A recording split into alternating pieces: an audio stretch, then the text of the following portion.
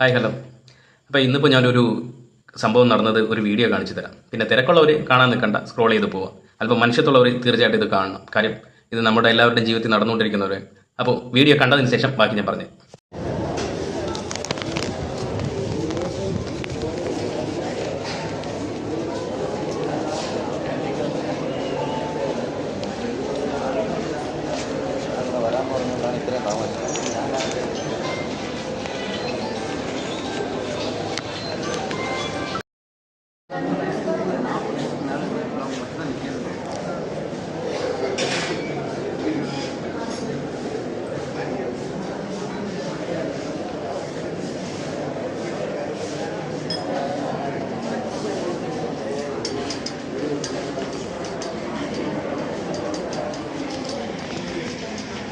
ഞാൻ ഇന്ന് പേരുകൂടെ ഹോസ്പിറ്റലിൽ പോയിരുന്നു. രാവിലെ 9 മണിക്ക് പോയതാണ്. 10 മണി വരെ ക്യൂ നിന്നിട്ടും OP എടുക്കാൻ പറ്റിയില്ല. ഹാഫ് ഡേ ലീവ് എടുത്തിട്ടാണ് സത്യം പറഞ്ഞാൽ ഹോസ്പിറ്റലിൽ പോയതായിരുന്നു.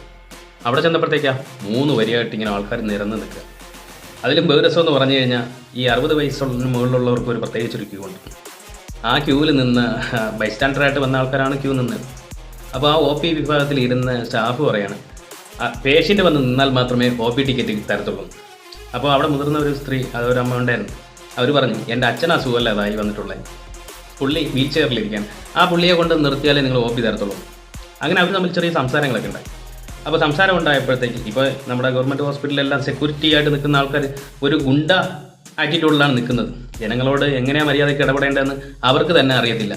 ആ രീതിയിലാണ് അവിടെ നടക്കുന്ന സംഭവം. ആ സെക്യൂരിറ്റി ഒരു ജീവനക്കാരൻ വന്നിട്ട് പറയുക, അവിടെ സംസാരിക്കാൻ പറ്റില്ല, അവർ പേഷ്യൻ്റ് തന്നെ വന്ന് നിൽക്കണം, എന്നാൽ മാത്രമേ OP കൊടുക്കത്തുള്ളൂ എന്ന് പറഞ്ഞിട്ട് ഇയാൾ ഒരേ സംസാരം അവിടെ വരിയിൽ നിന്ന് മറ്റുള്ള ആൾക്കാരെയൊക്കെ ഇയാൾ പറഞ്ഞു വിടുകയും ചെയ്തു. ഞാൻ ദൃക്സാക്ഷിയാണ്, ഞാൻ കണ്ടുകൊണ്ടിരിക്കുന്ന ഒരു അവസ്ഥയിലാണ്. അപ്പം നമുക്ക് അവിടെ പ്രതികരിക്കുന്നതിലല്ല കാര്യം, ഇവിടെ നടക്കുന്ന രീതികളെ കണ്ടിട്ട് എനിക്കത് ഞെട്ടലോടെ തോന്നി. കാര്യം ബാക്കിയുള്ള ക്യൂ ഇങ്ങനെ വരുവായിട്ട് ആൾക്കാരെ ഒരുപാട് നിൽക്കുന്നുണ്ട്. നമ്മുടെ ഗവൺമെൻറ് ഹോസ്പിറ്റലിലെ ഒരു അവസ്ഥയെ പറഞ്ഞ് സുഖമില്ലാതെ വരുന്ന ഒരു വ്യക്തിക്ക് സമയത്തിന് ഒരു OP എടുത്ത് രോഗചികിത്സയ്ക്ക് വേണ്ടിയിട്ട് ഡോക്ടറെ കാണാൻ പറ്റുന്നില്ല. അപ്പോൾ ആ ഒരു അവസ്ഥയാണ് നമ്മുടെ ഗവൺമെൻറ് ഹോസ്പിറ്റലുകളിൽ നിന്ന് ഉണ്ടായിരിക്കൊണ്ടിരിക്കുന്നത്. 1 മണിക്കൂർ ഞാൻ നിന്നിട്ട് പോലും എനിക്ക് OP എടുക്കാൻ പറ്റിയിട്ടില്ല. അപ്പോൾ ഇതിലും വലിയ ദിവസം എന്ന് പറഞ്ഞാൽ ഞാൻ അവിടെ നിന്ന് ഹാഫ് ഡേ ലീവ് ഇട്ടിട്ടാണ് ഇന്ന് ഹോസ്പിറ്റലിൽ പോയത്. അപ്പോൾ അവിടെ നിന്ന് ഞാൻ നേരെ നമ്മുടെ ജനറൽ ഹോസ്പിറ്റലിൽ പോയി. ജനറൽ ഹോസ്പിറ്റലിൽ പോയപ്പോഴത്തേക്കും അവിടെ ദിവസം ഒരു ദിവസം 100 OP കൊടുക്കത്തുള്ളൂ. അതായത് ഒരു ഡോക്ടർ ഒരു ദിവസം 100 പേഷ്യൻറ്റ് നോക്കത്തുള്ളൂ. അപ്പോൾ അങ്ങനെയാണെന്നുണ്ടെങ്കിൽ നമ്മൾ ഗവൺമെൻറ് ഹോസ്പിറ്റലിൽ ഒരു ഷിഫ്റ്റ് കൊടുത്തിട്ട് അടുത്ത ഡോക്ടറിനെ ഇരുത്താമല്ലോ.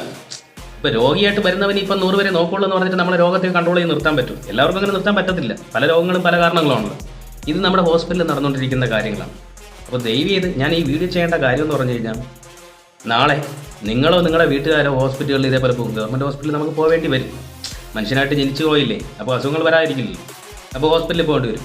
അപ്പോൾ പോകുമ്പോൾ നമ്മൾ ഇന്ന് ക്യൂ നിൽക്കുന്നത്, അല്ലെങ്കിൽ നാളെ നിങ്ങളുടെ ബന്ധുക്കളോ അയൽവാസികളോ ഇതേ അവസ്ഥകൾ നേരിടുമ്പോഴത്തേക്കും ആ നിൽക്കുന്ന അവസ്ഥയിൽ അതായത് 1 മണിക്കൂർ നിൽക്കുന്നുള്ളത് ഒരു 10 മിനിറ്റിനുള്ളിൽ നമുക്ക് OP ടിക്കറ്റ് എടുക്കുകയും നമ്മുടെ രോഗത്തിന് ചികിത്സിക്കാൻ ഡോക്ടറെ കാണാൻ വേണ്ടിയിട്ട് ഒരു അവസരം ഉണ്ടാകുന്നതിന് വേണ്ടിയിട്ടാണ് ഈ ഒരു വീഡിയോ ചെയ്തത്.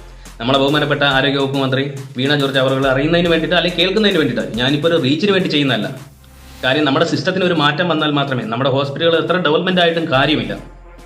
നമുക്ക് രോഗത്തിന് ചികിത്സിക്കാനുള്ള സൗകര്യം ഉണ്ടാക്കുമ്പോഴത്തേക്ക് ഒരു രോഗി വന്നാൽ തളർന്ന് വീഴാത്ത രീതിയിൽ, അല്ലെങ്കിൽ ഒരു 10 മിനിറ്റുള്ളിൽ OP കിട്ടി ഡോക്ടറെ കാണാനുള്ള ഒരു സംവിധാനം നമ്മുടെ സിസ്റ്റം ഇപ്പോൾ തന്നെ ഗവൺമെൻറ് അത് ചെയ്താൽ നാളെ ഒരുപാട് ബുദ്ധിമുട്ടുകൾ നമ്മുടെ ഹോസ്പിറ്റലിൽ നമുക്ക് പോകുമ്പോഴത്തേക്ക് ഉണ്ടാകാതിരിക്കാൻ വേണ്ടിയിട്ടാണ് ഈ ഒരു വീഡിയോ ചെയ്ത്. അപ്പോൾ ഞാൻ ഈ പറയുന്നത് കൊണ്ട് വേറൊന്നുമില്ല. എന്നാൽ വേറൊരു രസം കൂടെയുണ്ട്, വേറൊരു കാര്യം കൂടെയുണ്ട്. അതും ഒരു വലിയ തമാശയാണ്. ഇനി ഡോക്ടറെ കണ്ടിട്ട് പേർക്കൂടെ ഹോസ്പിറ്റലിലെ ഫാർമസിയിൽ പോയാൽ എന്താ നടക്കുന്നത് അറിയാമോ? അവിടെ സ്ത്രീ പുരുഷൻ എന്നുള്ള 2 ലൈനില്ല, എല്ലാവരും കൂടിയുള്ള ഒറ്റ ലൈൻ, 2 ലൈനുണ്ട്. 2 ലൈനിലും ഒരുമിച്ച് എല്ലാവർക്കും നിൽക്കാൻ പറ്റുന്ന ഒരു അവസ്ഥയാണ്. അവിടെയും സമയത്തിന് നമുക്ക് മെഡിസിൻ വാങ്ങി പോകാൻ പറ്റാത്ത ഒരു വലിയൊരു അവസ്ഥയാണ്. ഞാനൊക്കെ പോയിട്ട് മണിക്കൂറുകളോളം അവിടെ വെയിറ്റ് ചെയ്ത് നിൽക്കേണ്ടി വന്നിട്ടുണ്ട്. അപ്പോൾ ഇത്തരം കാര്യങ്ങളിൽ നമ്മുടെ ഹോസ്പിറ്റലുകളിൽ സ്റ്റാഫിനെ കൂടുതൽ വയ്ക്കാനുള്ള സംവിധാനം ഉണ്ടെങ്കിൽ കൂടുതൽ വയ്ക്കുക തന്നെ വേണം. ഇവിടെ തന്നെ നമ്മുടെ വ്യക്തിയൊക്കെ, അല്ലെങ്കിൽ നമ്മുടെ സൗകര്യം, അല്ലെങ്കിൽ അയൽവാസി ആർക്കായാലും ഇവിടെ തന്നെ ജോലി ചെയ്യാൻ പറ്റുന്ന ഒരു അവസരം നമുക്കിവിടെ ഉണ്ടാക്കി എടുക്കാൻ പറ്റും. അതിന് നല്ലൊരു ഗവൺമെൻറ് ആ രീതിയിൽ ചിന്തിച്ചാൽ മാത്രമേ കഴിയുള്ളൂ. എന്തായാലും ഞാൻ കൂടുതലായിട്ട് വിശദമായിട്ടൊന്നും പറയുന്നില്ല. നിങ്ങൾ കാണുന്ന ആരൊക്കെയാണെന്നറിയില്ല, മനുഷ്യത്വമുള്ളവർ ഇതൊന്ന് ഷെയർ ചെയ്യുക. ഷെയർ ചെയ്ത് കഴിഞ്ഞാൽ ഇത് നമ്മുടെ ആരോഗ്യവകുപ്പ് മന്ത്രിയും അവരുടെ നിലവിലുള്ള സ്റ്റാഫോ ജീവനക്കാരോ ആരെങ്കിലും അറിയുന്നുണ്ടെങ്കിൽ ഈ സിസ്റ്റത്തിനൊരു മാറ്റം വരുത്താൻ കഴിയും. അതിലുപരി നാളെ ഞാനും ഒരു രോഗിയായിട്ട് പോകുമ്പോഴത്തേക്ക് 1 മണിക്കൂർ നിൽക്കാനുള്ളത് നമുക്ക് ചുരുങ്ങിയ സമയം കൊണ്ട് രോഗത്തിന് ചികിത്സിക്കാൻ പറ്റും. അതുകൊണ്ട് മനസ്സാക്ഷിയുള്ളവർ ഒന്ന് ഈ വീഡിയോ ഒന്ന് ഷെയർ ചെയ്യുക.